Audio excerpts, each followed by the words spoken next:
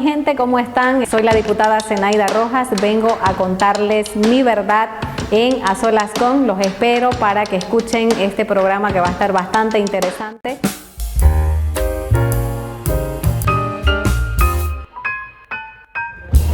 Queridos amigos, muy alegre estamos otra vez de poder juntarnos nuevamente y reencontrarnos con ustedes para poder entrevistar a una amiga y que en este tiempo ha podido ser algo polémico en este tiempo de la política, ¿no?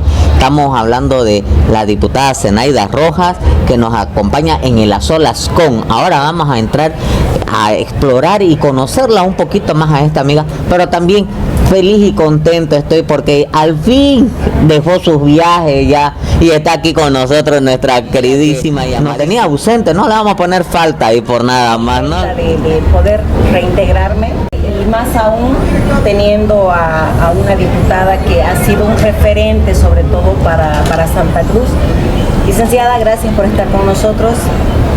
Gracias a ustedes, gracias a la invitación de A Solas Con, agradecida por acompañarme esta tarde aquí donde ejercemos nuestras funciones en el departamento de Santa Cruz, que es esta nuestra brigada al lado de nuestra queridísima plaza principal 24 de septiembre. Es una alegría poder estar dentro de nuestra plaza principal y poder estar al menos con alguien tan querido y tan importante dentro de las provincias también, ¿no? Y ya entraremos al tema, Carlito. Quiero que usted se presente. ¿Quién es Zenaida Rojas? Gracias. Bueno, Zenaida Rojas es una madre. Quisiera empezar por decir que soy madre de un niño de 9 años, madre divorciada, lo cual muchas veces hace más difícil nuestra labor de ser madres, hermanas, hijas y políticas a la vez, ¿no?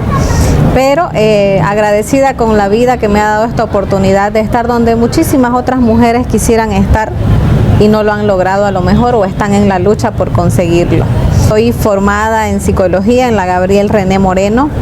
Tengo 4 diplomados, acabo de terminar una maestría en gestión del talento humano, estoy trabajando en la tesis y bueno, he sido dirigente en el sector transporte, he sido vocera de la Federación Departamental de Transporte Libre, actualmente soy miembro de la Federación o de la Asociación de Transporte Libre Carmelo Ortiz Taborga de los Trufis del Segundo Anillo. Y bueno, he ejercido la dirigencia desde siempre.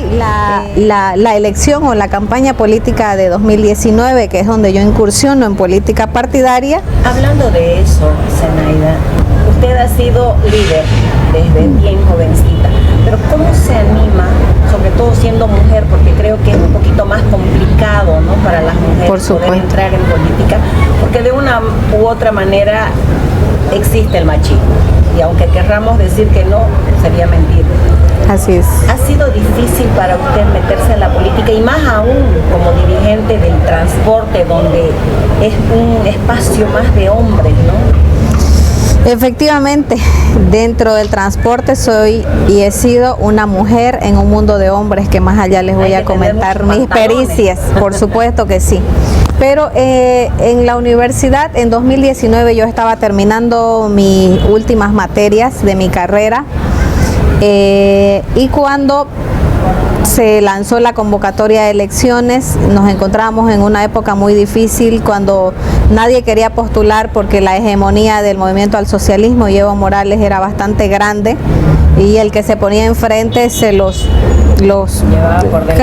llevaban por delante y la verdad que había que tener coraje para meterse, ¿no? Fue una de las cosas que en mi familia siempre me encomendaron, que con cuidado, pero que cómo te vas a meter, pero que tu familia y qué vas a hacer con tu hijo y demás, ¿no? Pero cuando anunció su candidatura Carlos Mesa, yo dije de manera determinada, yo voy a trabajar con este hombre. Esperé 2 semanas y la verdad que no soy muy paciente. Y bueno, dije, nadie me contacta, voy a escribir, le escribí, me presenté así como una presentación minuciosa de quién era, qué hacía y qué quería a su página de Facebook y me respondieron, no sé quién, pero alguien me respondió Me invitaron a una reunión, luego asistí a otra, asistí a una reunión de un grupo de mujeres y así sucesivamente, ¿no? Y las cosas se dieron, pero creo que a partir de una determinación, ¿no? Porque la verdad que el futuro era bastante negro, se veía venir, sí, y a donde estábamos yendo, donde parecía que estábamos yendo, no era nada alentador. Y creo que ninguna madre querría dejarle un futuro tan incierto a sus hijos, ¿no? Así que ahora da miedo, ¿no? Exacto, así que la mayor motivación que yo tuve fue no puedo quedarme sin hacer algo. O sea, mi hijo no puede heredar este país tan así. Así que esa fue la motivación que me ayudó para entrar en la arena política. Y lo que me preguntaba acerca de cómo ha sido mi vida siendo mujer en un mundo de hombres. Ha sido bastante dura, he sido víctima de misoginia, voy a decir. Estamos hablando de palabras mayores. Sí, he tenido que abrirme espacio, he tenido que subirme a una silla y hablar fuerte porque si no me escuchaban. O sea, para una mujer en la política se hace más cuesta arriba, ¿verdad? Así es.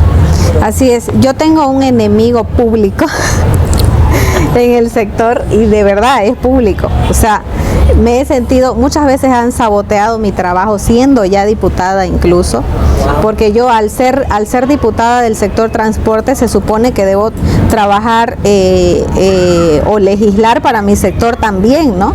Entonces yo, con el afán de colaborar con mi sector, propuse como un tema de socialización, un foro de interés ciudadano, le llamamos en la Cámara, la actualización del Código de Tránsito, que tiene más de 50 años, por ejemplo, ¿no? Entonces invité a la dirigencia de mi sector, que generalmente somos 12 por institución, para que me acompañen. Invité a miembros de la alcaldía, de la gobernación, de la sociedad civil, de la sociedad organizada, para que juntos discutamos este tema. Organicé una gran actividad, envié muchas invitaciones, fueron expertos, abogados, urbanistas, expertos en el tema transporte y demás, para que nos den una exposición.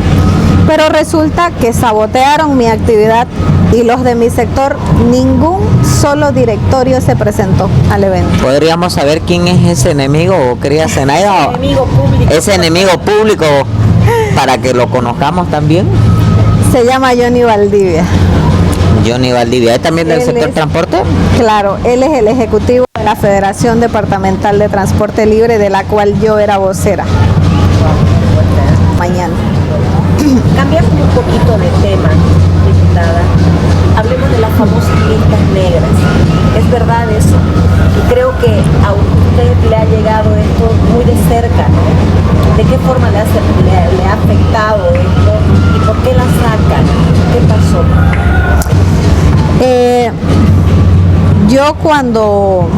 Y estamos alegres, oiga, porque no puede faltar la banda, la tamborita. De aquí nos continuamos nomás, Es viernes. Bueno, yo vengo trabajando por muchas razones, vengo trabajando con el licenciado Vicente Cuéllar, porque hemos trabajado juntos en la U, porque nos conocemos hace bastante tiempo. Explique quién es Vicente Cuéllar para que conozca un poco más la gente. Claro, el licenciado Vicente Cuéllar es el rector de la Universidad Autónoma Gabriel René Moreno, de nuestra universidad estatal, ¿no? Entonces, candidato también. Por supuesto, candidato o precandidato, mejor dicho, primero a la presidencia, luego a la vicepresidencia, ¿no? Pero que hizo alianza con Samuel Doria Medina para integrar el bloque de unidad, ¿no? Cuente bien, diputado. ¿Hizo alianza con quién más? Bueno, el bloque de unidad era Samuel Doria Medina, Vicente Cuéllar, Luis Fernando Camacho, Tuto Quiroga, y habían otros más candidatos más de otras fuerzas más pequeñas, por así llamarlo, ¿no? Pero bueno, en la desintegración de este bloque de unidad quedaron solamente Samuel Doria Medina, Vicente Cuéllar y Luis Fernando Camacho. Los demás se fueron apartando por una u otra razón. Vamos a hablar más a profundidad de ese tema. Ahorita hablemos Perfecto. de la lista negra. ¿Qué Sí, fue? lo que pasa es que ha sido una consecuencia de temas, por supuesto, es verdad, pero yo quisiera que entiendan un poquito de dónde creo yo que nace. Usted es parte de la lista negra, ¿no? Soy parte de la lista negra. Ah, Y una de las razones es haber querido que funcione esta brigada donde estamos el día de hoy. Cuando iniciamos la gestión el primer año, hubo directorio de la brigada con todas las peripecias que pasamos, pero se logró hacer que funcione la brigada. El segundo año lo intentamos y ya no se pudo. El tercer año me tocó ser jefe de bancada de Comunidad Ciudadana y yo dije, no es posible que la ciudad más grande del país no cuente con su brigada funcionando, ¿no? Entonces me puse como objetivo personal lograr que haya directorio para que por lo menos funcione, la gente tenga dónde venir y quejarse, dónde venir, tocar una puerta y que sus autoridades los escuchen, ¿no? tomando en cuenta de Porque que ustedes cumplen un rol sumamente protagónico, ¿no? Por Porque supuesto. ustedes son el puente canalizador de la sociedad ante cualquier justo eso autoridad. iba a decir, o sea, ¿qué leyes vamos a proponer nosotros si no recogemos la necesidad del pueblo? Vamos a estar proponiendo la ley del majadito y del picante de pollo, por favor, ¿no? Entonces, ese fue un objetivo personal mío. Entonces, llamé a mis colegas que entonces eran jefes de bancada, llamé al que entonces era presidente de la Cámara de Diputados, que era el diputado Jerjes Mercado, y me dice el diputado Jerjes, pero ¿y qué hago con Creemos? Tienen tres Facciones. claro, 3 facciones y 3 jefes de bancada que casualmente eran mujeres, éramos todas mujeres. Y yo le digo, invítelas a las 3, porque ese no es problema ni mío, ni de ustedes, ni de Santa Cruz. Esto es como que nos sentemos a querernos convencer entre los convencidos, no vamos a llegar a ningún lado, ¿no? Entonces, preocupante, ¿no? Esa figura, ¿no? Así es, como les decía, en aquel entonces nos sentamos las 5 jefes de bancada, 3 de Creemos, yo por CC y la diputada Daisy por el MAS. Y bueno, Todas mujeres. Todas mujeres, casualmente. belleza. Coincidimos de que deberíamos hacer funcionar la brigada. Pero los peros, valga la redundancia, empezaron a aparecer de las facciones de Creemos. Entonces, saliendo de la reunión, quedamos de que había que instar al presidente de la Cámara de Diputados que llame a asamblea para conformar el directorio, ¿no? Así lo hace el presidente, pero nos topamos con el problema de las 3 facciones. Entonces elaboramos nos constituimos obviamente en un control electoral, de la cual salí elegida presidente, y elaboramos la convocatoria, la lanzamos. Esa facción que usted dice que se opuso, ¿de qué número estamos hablando? Tomando en cuenta de que son 64 los parlamentarios a nivel Santa Cruz, ¿no? Entre Sí. titulares y suplentes, y con los 4 senadores, los 8 senadores, ¿no? Sí. Entonces, estamos hablando de que la facción camachista, ¿cuántos son los camachistas, los números de los En camachistas? ese entonces estaban divididos en 3, una facción camachista, vamos a llamarle, otra facción que se fue con José Carlos y una tercera que estaba con Sandra Paz, la hija de Johnny Fernández. La alianza fue conformada por UCS, PDC y Creemos como plataforma. Siempre. Volviendo un poquito atrás, diputada, ¿qué pasó con las listas negras? ¿Por qué las sacaron? Yo sigo insistiendo con lo mismo. Bueno, en Está ese contando entonces el por qué no la quieren, el era una por qué cronología. me volví enemiga del poder político cruceño, ¿no? De ahora. Bueno, entonces luego otros diputados entre el pasillo, diputados camachistas, me dijeron, Luis Fernando no quiere brigada. Entonces yo le digo, pero no puede ser, o sea, somos el departamento más grande de Bolivia, es nuestra casa, es donde están nuestras oficinas. Y me dijeron, bueno, no vamos a firmar esa lista. sabotearon la elección, me presionaron muchísimo, cosa que entré 30 segundos antes de que según la convocatoria se vaya a cerrar y no llevemos adelante las elecciones. Me llamó gente desde La Paz, me llamaron jefes de bancada nacional de mi partido, de otros partidos, para presionarme que no, que sí, que no, que otro. Muchísima presión recibí. Me encerraron en mi oficina, tuvieron que ir y tocarme la puerta y era tanta la presión que incluso sentí temor de lo que estaba haciendo, ¿no? Pero la convicción la tuve siempre de que Santa Cruz se merecía una brigada.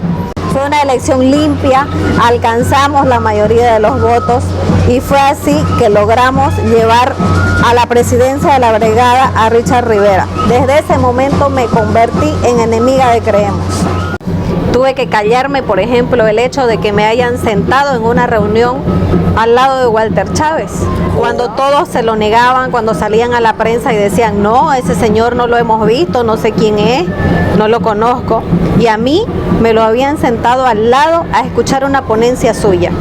Tenía que callarme porque si lo decía era enemiga de Santa Cruz, era enemiga de Creemos, enemiga de la democracia y todo lo que se decía. Para aquellos que no conocen, y yo siempre digamos, ¿no? Me gusta que polémico. ¿Cómo pues? ¿Quién es Walter Chávez? Walter Chávez fue asesor de Evo Morales. Del expresidente Evo Morales. Es un izquierdista que salió escapando del Perú, tiene cuentas pendientes con la justicia peruana, se refugió en el gobierno de Evo Morales, fue su asesor. Queremos saber algo.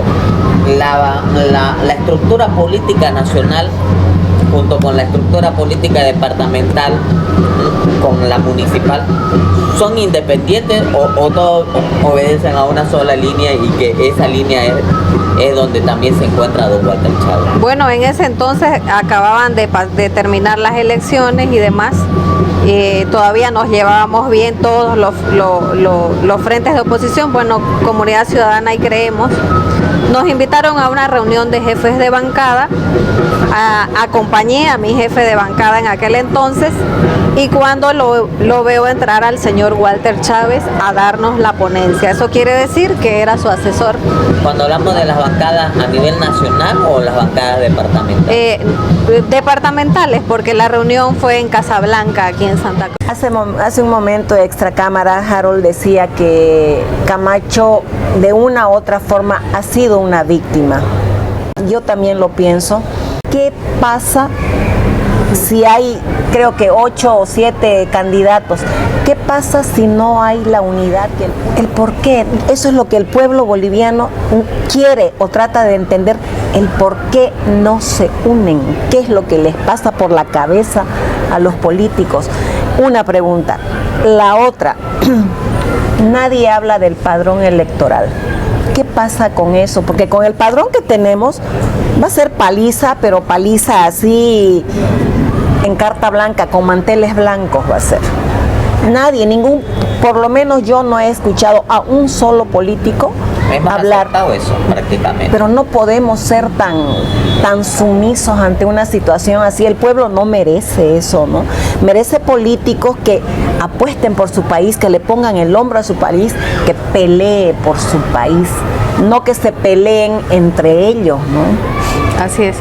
Yo también creo que Luis Fernando ha sido víctima de un entorno malicioso, porque al él estar encerrado obviamente tiene que recibir la información que le llevan como desde fuera, ¿no? Exacto. Entonces estoy segura que muchísimas veces le ha llegado la información equivocada y que posiblemente lo que él haya decidido ahí dentro ni siquiera es lo que sucede aquí afuera, ¿no? Exacto. Entonces son otras personas que deciden por él. Incluso desde el manejo de la gobernación, creo que otras personas decidieron por él, se manejó de mala manera la gobernación, creo que se están tomando decisiones equivocadas al intentar, o más bien al no lograr la unidad, como usted decía. El fraude es un peligro latente. Al ir la oposición tan dividida, se nos hace muchísimo más cuesta arriba ganar la elección. Entonces, pero yo creo que aún estamos a tiempo para intentar lograr la unidad. Yo creo que los candidatos que tengan menos oportunidades deberían bajarse. Como mencionaba, creo que los que tengan menos posibilidades deben bajarse, pero posiblemente no lo hagan por intereses personales, porque como este va a ser un gobierno bastante fraccionado, entonces va a tener que haber coalición, ¿no? Creo que esa puede ser una de las razones por la que ningún candidato quiera bajarse, para pelear su pequeña cuota de poder en el gobierno. No se asusten solo de que nos hizo frío y no hemos venido a la oficina de la diputada. Háblenos un poquito más de todo lo que usted ha venido desarrollando y también de esas, no sé si podríamos decirle charlas informales, pero que ya se va a ir encaminando en algo, ¿no? Así es. La verdad que el trabajo, cada político tiene su forma de trabajar, ¿no? La mía es conectando más con la gente. A lo mejor me hace falta figuretear, entre comillas, un poco más. Hace trabajo de hormiguita. Porque trabajando, como decías vos, por ejemplo, en el tema de un proyecto de ley para las mujeres, que ya se está trabajando a nivel municipal, ojalá se logre departamental y por supuesto voy a ser yo, quisiera ser yo la vocera a nivel nacional, ¿no? Ay, de este tema. Qué interesante. Pero también se está trabajando, por ejemplo, de la mano del Comité Cívico, la defensa de Piso Firme, donde entonces estamos recabando toda la información necesaria para hacer la defensa férrea de nuestro territorio y de nuestra gente sobre todo, ¿no? Y por supuesto en lo que se pueda colaborar siempre estoy disponible, mi teléfono siempre ha estado abierto, siempre contesto en la medida que puedo a la gente que necesita ser escuchada con sus problemas, que no hay donde más vayan y toquen otra puerta de sus autoridades, ¿no? Hoy, por ejemplo, hemos recibido también a 15 presidentes de barrio del Distrito 8 que están cansados de la politización de sus obras, ¿no? Denunciando de que si no hacen campaña para el alcalde o no participan de las actividades de Fundamax, directamente les dicen que no les van a llegar obras y que se las van a llevar las obras a otro lado, les ponen un cupo de personas para llevar a sus actividades y que esto ya lo hacen de manera abierta. Hemos recibido esa denuncia el día de hoy. Por supuesto vamos a poner nuestros oficios para que las cosas cambien, porque existen leyes de control social que la gente debe conocerlas, ¿no? Justamente vuelvo a hacer mención al proyecto que estamos trabajando con Harold, para que los líderes sepan cuáles son sus obligaciones, pero también sus derechos y puedan defenderse ante las autoridades que muchas veces intentan atropellar, les crean directorios paralelos y les hacen la vida muchísimo más difícil, aún tomando en cuenta que los líderes muchas veces dejan su familia, sus trabajos, sus quehaceres para dedicárselo al vecino. Pero, Zenaida, ¿usted va a seguir en la política después de que termine todo esto? Considero de que este tiempo no ha sido suficiente, considero de que ha sido muy mala época para hacer política, en el sentido de que estamos tan menospreciados como oposición, que al principio me sentí tan frustrada que me enfermé de frustración. ¿Qué pasa con la oposición? Ahora hablemos está hablando la psicóloga. Nosotros, o bueno, yo personalmente llegué con un montón de proyectos, voy a proponer esto. Llegamos y la primera semana salimos roncos de tanto gritar con la frustración hasta el cuello, de decir, yo no vine a esto porque llegamos y era quien grite más fuerte, parecían barras bravas. Y yo decía, yo no vine a gritar más fuerte que el otro para que me escuchen, no vine a hacer barra a nadie, no vine a defender mis ideas teniendo que gritarle en la cara al otro. Tantas cosas que me llenaron de frustración y literal, mi cuerpo pagó las consecuencias. Tuvieron que colegas levantarme y llevarme al aeropuerto porque me sentía realmente mal. Algo que el otro día justamente con Harold hablábamos y con un grupo de amigos, colegas, cuán necesaria es la educación en nuestro país. Y decíamos que sí o sí, mucha gente se va a ofender por lo que estamos hablando acá, sí o sí, nuestros representantes tienen que ser profesionales, deben ser profesionales, porque es la imagen, es la gente que nos representa, es la gente que va a trabajar, no a pelear o a levantar la mano. Sí, permítame hacer un hincapié en ese tema, con el perdón de corazón a mi colega presidente de comisión. Me sabe tan mal que sea ella porque no es mala persona. Se puede ser muy buena persona, pero no buscamos buenas personas solamente. Buscamos gente capaz que a Bolivia represente. Sí, ¿no? A eso iba. A ella le tienen que escribir el guión. A todos lo hacen, por cierto, ¿no? Va un guión, le marcan con azul lo que va a decir, lo que va a preguntar y qué debemos responder los miembros y demás. Ya. Pero a ella incluso le cuesta leer lo que le ponen en número 30 de tamaño de letra. Y muchísimas veces se equivoca y dice lo que debemos responder nosotros, ¿no? A ese nivel llegamos. A ese nivel, ¿no? Entonces, para mí es tan frustrante porque yo quiero hablarle de mi proyecto de creación de zona económica especial de la provincia Germán Bush, pero ¿cómo le hago? ¿Cómo le hago? ¿Cómo le hago para que me entienda y comprenda, entienda la importancia real que tiene, cuánto de beneficio le va a traer a Santa Cruz, al país? ¿A Zenaida Rojas le puso traba a su propio partido para que no... Por supuesto que sí.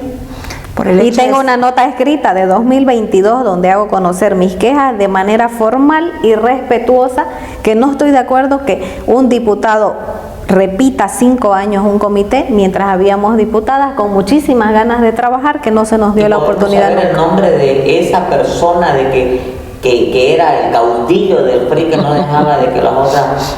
No la comprometas con eso. Sí, ¿Usted cree? No, porque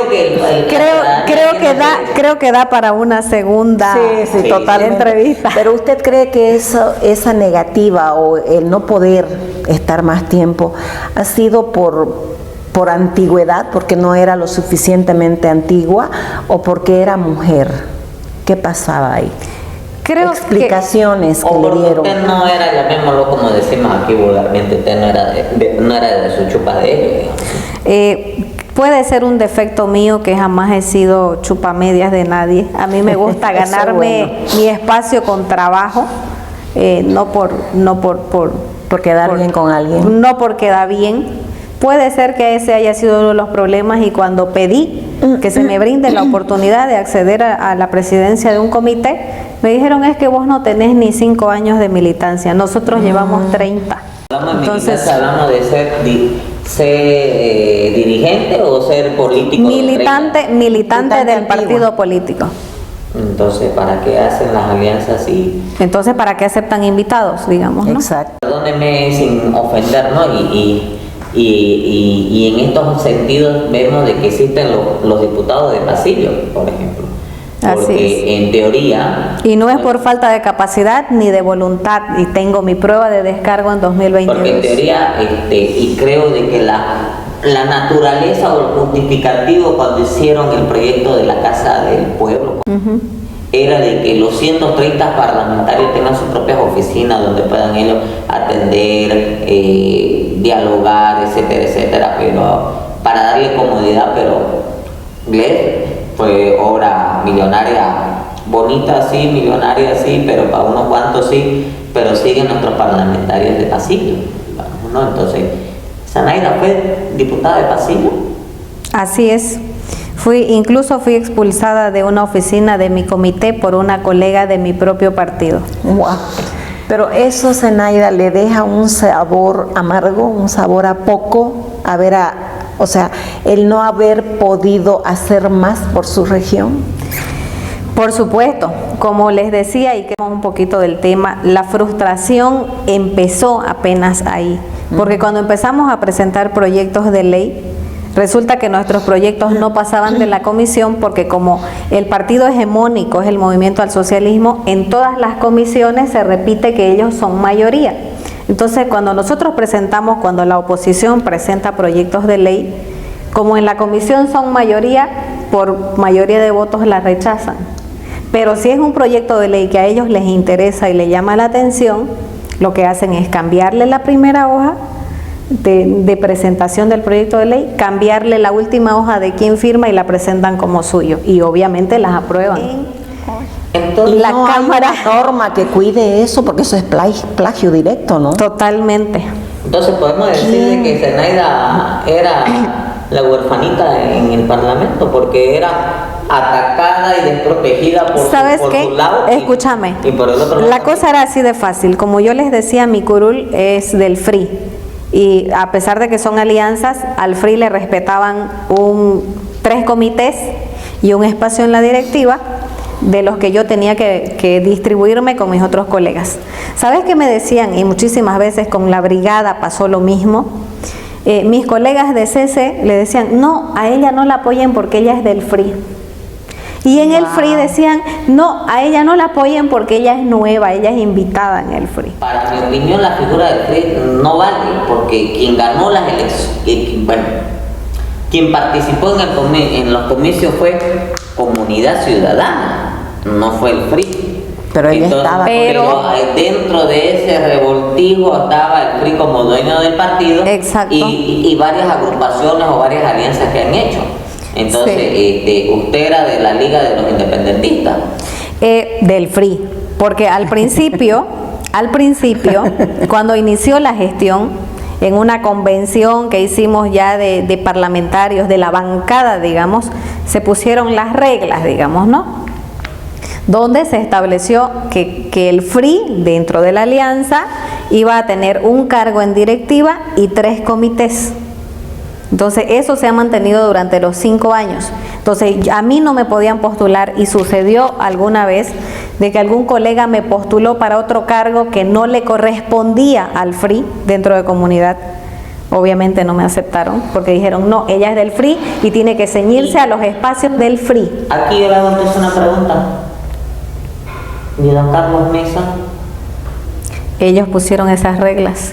era frisista o invitado o qué rol jugaba? Porque me acuerdo que llegó un momento de que lo denunciaron también a Carlos Mesa, ¿no? De que él estaba también boicoteando y que él era como que el caudillo dentro de CC y de los que no estaban conmigo lo apartaba. Bueno, yo no podía mucho ser del entorno de Carlos, que claro, existía una rosca también que le hizo muchísimo daño a la alianza, por supuesto. Pero yo no podía ser del entorno de Carlos porque a mí me tenían circunscrita al FRI. Entonces yo debía pelear mis espacios dentro del FRI. Y resulta ¿No? que lo del FRI la sacaban porque usted no era...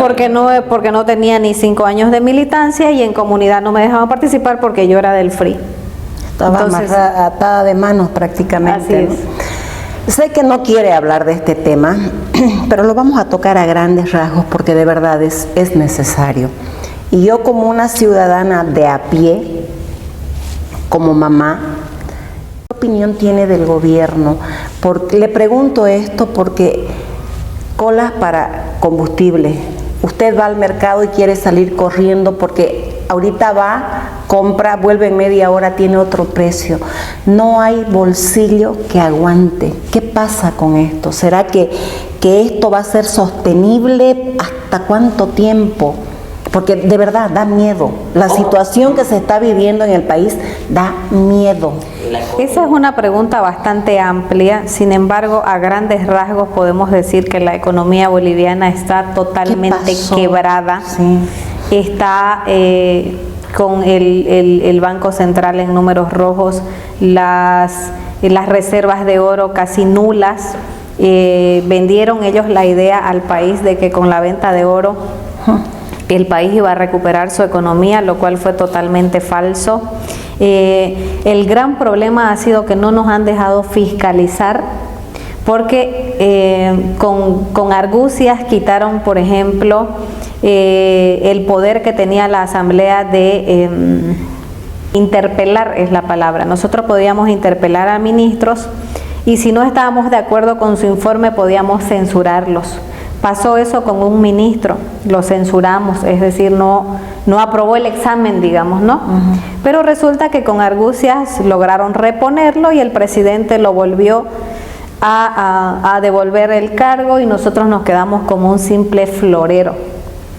Eso hemos sentido durante toda la gestión, porque el gobierno tiene cooptado el poder político, el poder judicial, la corte electoral, lo tiene todo manejado, todo, ¿no?